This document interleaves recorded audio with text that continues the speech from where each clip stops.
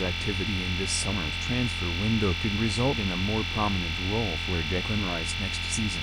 Rice, Thomas Partey and Martin Odegaard were the clear first-choice trio in Mikel Arteta's 4-3-3 setup at the Emirates last season, as Jorginho, Merino and Nwaneri filled in when necessary. Injuries in Arsenal's front three regularly saw Nwaneri and Merino reployed as a right winger and centre forward respectively, but Arteta has taken steps to address these depth issues in the summer of change. Partey and Jorginho's departures have been confirmed upon the ends of their contracts, but the pair were both replaced at the base of Arsenal's midfield in one swoop with the signing of Martin Zubimendi. Christian Norgaard's arrival from Brentford will add more depth in the engine room alongside Zubimendi, and added competition for skipper Odegaard could also be on its way in the form of Eberechi Eze.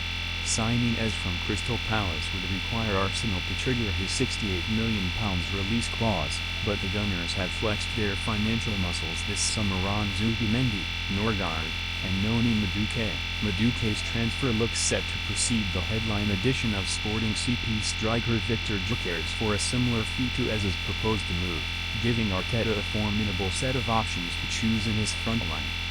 Nwaneri's new contract announcement is also imminent at the Emirates, and with Havertz and Merino unlikely to be needed up front next season, Rice and Odegaard's starting spots could be under threat.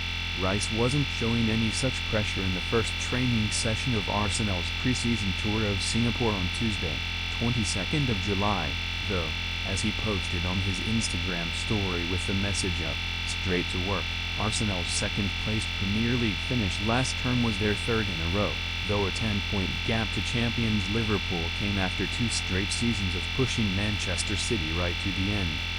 Strengthening his starting 11 with Zubimendi, Gyökeres and potentially Eze's signatures would certainly help to close the gap, and Norgaard, Madueke and Kepa Arrizabalaga will provide much-needed depth. Arteta is under pressure to finally deliver a second trophy at Arsenal over 5 years after their 2020 FA Cup win, and this summer's signings could be exactly what it takes to get the Gunners over the line.